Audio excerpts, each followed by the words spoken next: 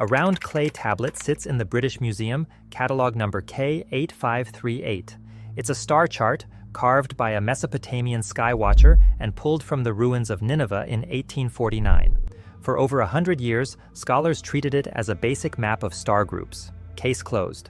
Then, in the 1970s, a cuneiform expert named George Michanowsky retranslated a section everyone had missed.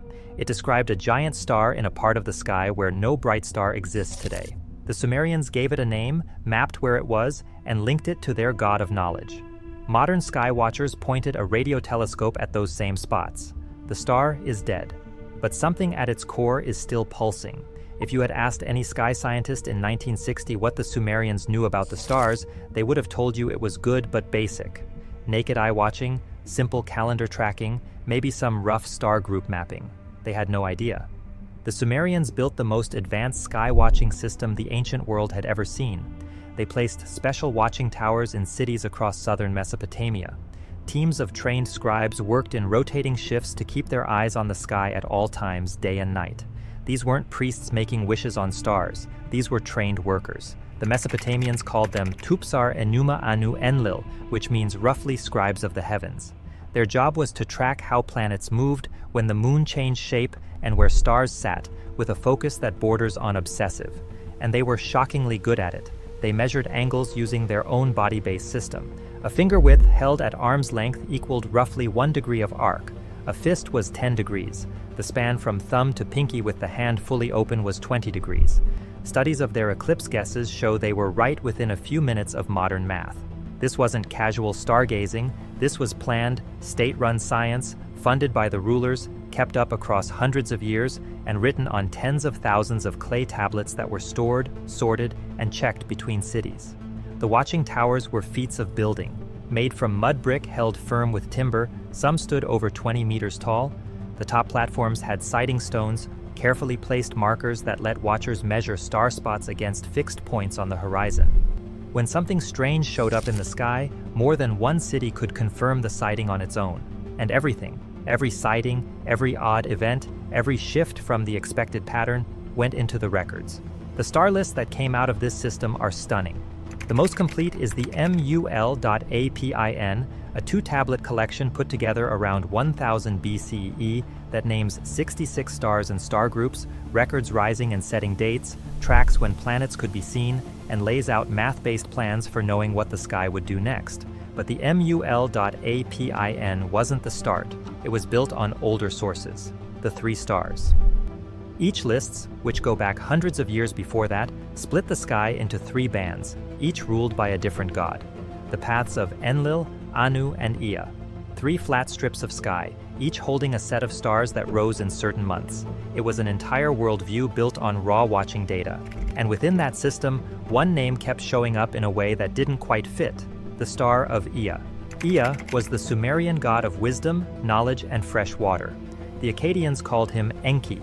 He was given credit for bringing people everything that made civilization work: writing, math, star science, law, farming, medicine. In the Sumerian tradition, Ea didn't just hand down knowledge, he was the source, the starting point. And the star the Sumerians named after him sat in a part of the sky that the scribes of the heavens tracked with unusual focus. The records describe this star as huge, blazing, visible above the southern horizon, low over the waters of the Persian Gulf. They placed it in a part of sky that matches what we now call the star group Vela, directly south of another group they named the Exalted Lady, which modern sky watchers call puppies. The placement is exact, the wording is clear, and the care the scribes gave this one star stands out from everything else in the records. They didn't just write it down, they honored it. That was only round 1. Because here's what makes the Sumerian records so strange. The star they described, the giant star of Ea, in the star group Vela, doesn't exist anymore. If you point a telescope at those spots today, you'll find nothing worth noting. A scattering of faint stars, none of them giant, none of them blazing, nothing even close to the hammered brightness the Sumerians described ruling the southern horizon. Whatever they saw, it's gone. For most of the 20th century, scholars figured this was myth, poetic overreach, the Sumerians giving holy meaning to a normal star and blowing up its story for religious reasons. That reading made sense because it needed no further digging. The star of Ea was a tale, not a fact. George Michanowsky disagreed. Michanowsky was a cuneiform expert who spent years working with Mesopotamian star texts in the British Museum. In the early 1970s, he made a fresh reading of a small clay tablet, roughly dated to around 1500 BCE, that held 40 lines of cuneiform. The tablet was a sacred gift, put together by a temple scribe, and it held what Michanowsky spotted as a collection of much older star records. Records that had been passed down and copied, scribe to scribe, for hundreds of years before this version was pressed into clay. The second and third lines of the tablet named the giant star of the god Ea in the star group of the god Ea, sitting directly below the exalted lady. That's Vela, below Puppies. Same spots, same details, same respect. Michanowsky wasn't reading myth, he was reading a star list entry, and the entry pointed to a clear place in the sky where something stunning had once been visible. The planisphere itself tells part of this story in a different way. K8538 is not a standard flat tablet. It's round, roughly the size of a dinner plate, split into 8 sections by straight lines spreading from the center. Each section holds drawings of star groups and cuneiform labels naming stars, planet spots, and angle links. About 40% of the tablet is gone, smashed during the attack on Nineveh in 612 BCE. But what's left is a working star map, the oldest known sky tool of its kind. Computer work in the early 2000s matched the star spots on the tablet to the sky above Mesopotamia, as it looked thousands of years before the tablet was copied into Ashurbanipal's library. The sightings on it are far older than the clay they were pressed into. And across those surviving sections, the stars of Ea's path, the southern band of the sky, are mapped with extra care. The timing of what happened next was almost too perfect. In 1968, 3 years before Michanowsky put out his reading, radio sky watchers at the University of Sydney found something odd in the star group Vela, a steady burst of radio waves pulsing with machine-like timing. They had found a pulsar, a fast-spinning neutron star, buried inside a spreading cloud of star wreckage. They named it the Vela Pulsar, and the cloud of wreckage around it, the Vela supernova remnant, told the rest of the story. A star had blown up in that exact place. Not a small star, a massive one, the kind of star that burns through its fuel in a few million years and then caves in on itself so hard that the blast briefly outshines the entire galaxy it sits in. That blast is called a supernova, and the Vela supernova was one of the closest and brightest to ever be seen from Earth. The timing is where it gets tricky. Early guesses placed the blast around 11,000 years ago. Later work brought it down to somewhere between 6,000 and 8,000 years ago. The lower end of that range puts it right in the window of early Sumerian life, and at a distance of roughly 1,300 light-years from Earth, the supernova would have been something to see. Not just visible, overpowering. A new star blazing on the southern horizon, brighter than anything else in the night sky, visible even during the day, burning for weeks or months before slowly fading.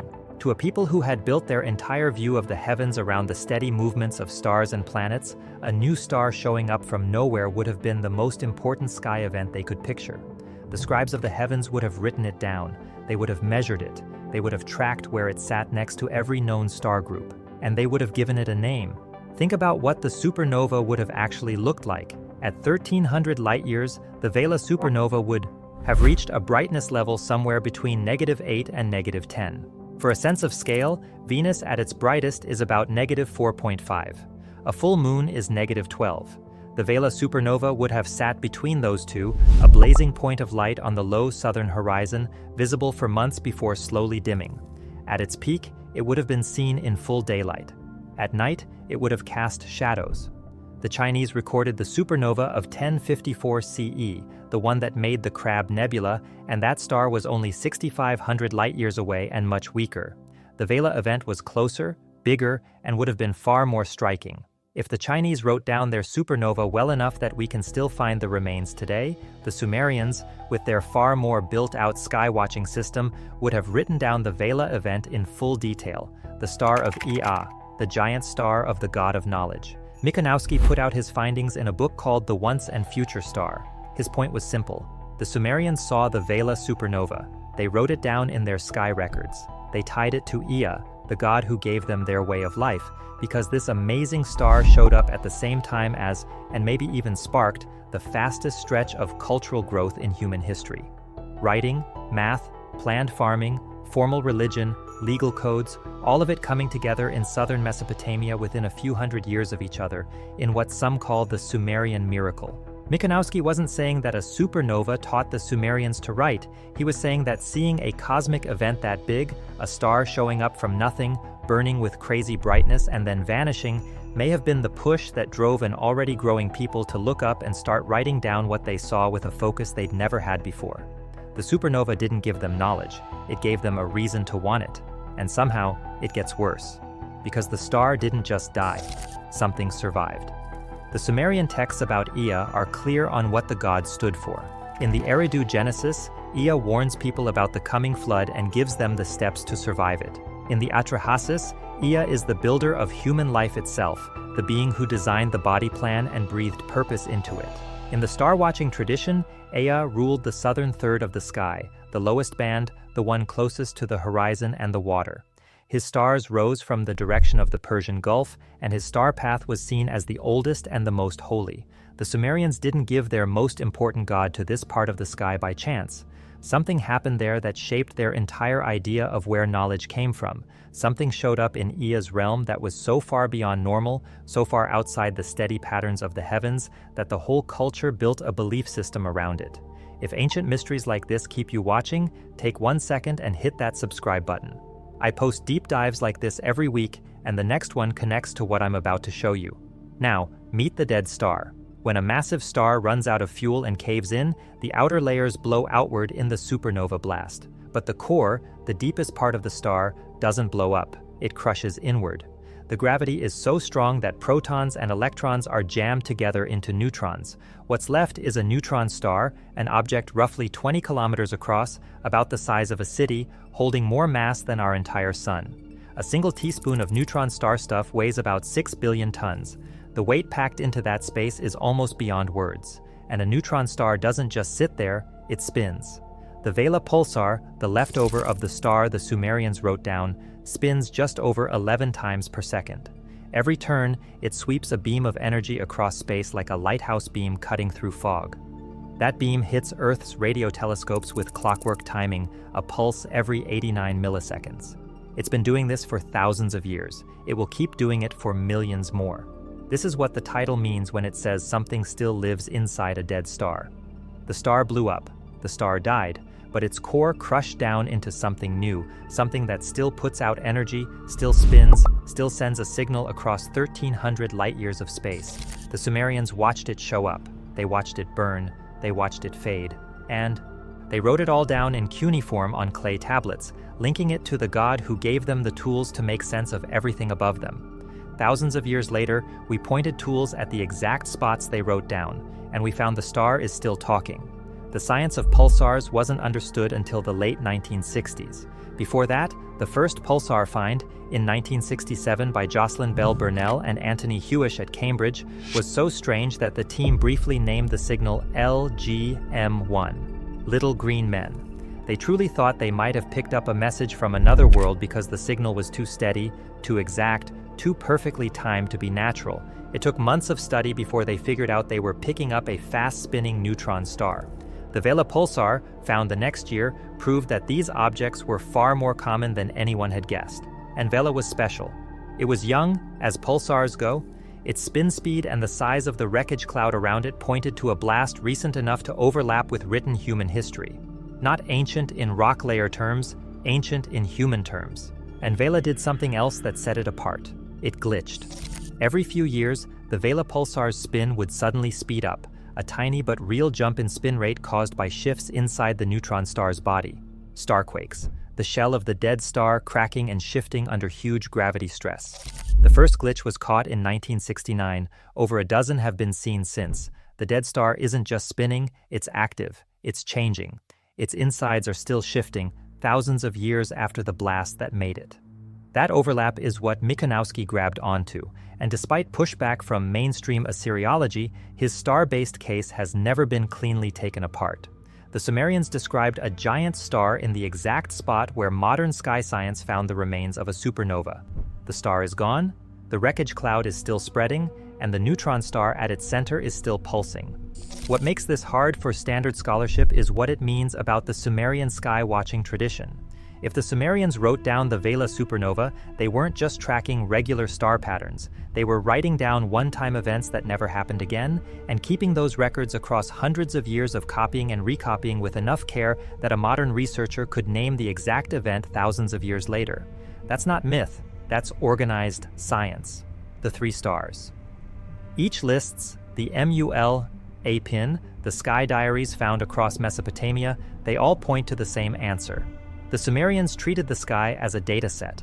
They tracked it step by step, measured it with numbers, and stored the results so that future people would be able to use them. The scribes who kept these records went through years of training. They learned to spot single stars by sight, work out planet spots from math tables, and predict eclipses months ahead. When they wrote down the star of Ea, they weren't making a wish. They were filing a report, and the report turned out to be right. In 2003, the Chandra X-ray Observatory took close-up pictures of the Vela Pulsar. The photos showed something stunning: jets of high-energy bits shooting from the neutron star's magnetic poles, reaching trillions of miles into space. The dead star wasn't just spinning, it was actively pumping energy into the cloud around it, powering a glowing shell of super-hot gas visible in X-ray light. The Vela Pulsar is one of the brightest X-ray sources in the sky. It's putting out more energy right now than our sun makes in total, and it's doing it from an object smaller than most cities on Earth. The Sumerians called it the star of the god who gave people knowledge. They placed it in their most holy sky grouping. They tracked where it sat with a focus that modern study can confirm. And when they called it giant and blazing, they were describing exactly what a naked-eye supernova sighting would have looked like from the shores of the Persian Gulf, a burning point of light on the southern horizon, brighter than Venus, brighter than Jupiter, there for months before slowly fading from view. The clock was already ticking on the star's death. The Sumerians just couldn't hear it yet. The Vela supernova remnant is still growing. The wreckage shell is now about 100 light-years across and getting bigger. Inside that shell, the Pulsar keeps spinning, 11 times per second, sweeping its beams across the galaxy with the timing of a metronome. It will slow down in time. All pulsars do. Over millions of years, the spin bleeds energy until the pulsar goes quiet and becomes a cold, dark neutron star drifting through space. But for now, the Vela Pulsar is active, full of energy, and, in a very real sense, alive. Michanowsky called it the once and future star. That phrase has stuck. Not out of feeling, but because of what the Vela Pulsar stands for. A star that was born, lived, died in a world-shaking blast, and then left behind something that refused to stop. A core that crushed down into the heaviest form of matter the universe can make without becoming a black hole, and then kept going. Kept spinning, kept sending energy, kept putting out a signal that 5,000 years later, we finally built the tools to hear. The Sumerians heard it first, not with radio telescopes, with their eyes. They saw it show up, they tracked it across their sky, and they wrote it down with a system of writing they may have created, at least in part, because that star made them want to understand everything above them badly enough to invent a way to put it on record. Michanowsky's tablet sits in the British Museum today, 40 lines of cuneiform on a clay surface that fits in your hand. The planisphere, K8538, sits in the same collection, a round star chart split into 8 sections, mapping star groups and sky events that came before the Babylonians by over 2,000 years. Between them, these objects hold something that modern sky science spent billions of dollars and decades of work to find on its own. A dead star in Vela that still pulses with energy, a signal that repeats every 89 milliseconds, and a 5,000-year-old record that told us exactly where to look. The Sumerians called the star of Ea the source of all knowledge. They said it came from nothing, burned brighter than anything else in the sky, and then vanished. Modern sky science calls it a supernova remnant with an active pulsar core. The words are different. The sighting is the same. A blazing point of light showed up on the southern horizon of Mesopotamia. It burned for months, it faded, and something inside it is still going. The scribes who wrote it down are gone. The culture that raised them fell apart over 4,000 years ago. The tablets they carved sit in temperature-controlled vaults in London, unread by most visitors, filed next to grain lists and marriage papers. But the signal the Sumerians caught with nothing but their eyes and a driven need to watch the sky, that signal is still arriving. 89 milliseconds between pulses, 11 spins per second. A dead star turning in the wreckage of its own blast, sending out a beam of energy that sweeps across the Earth with every turn. The Sumerians said the star of Ea was the source of knowledge and that it would return. They were half right. It never left.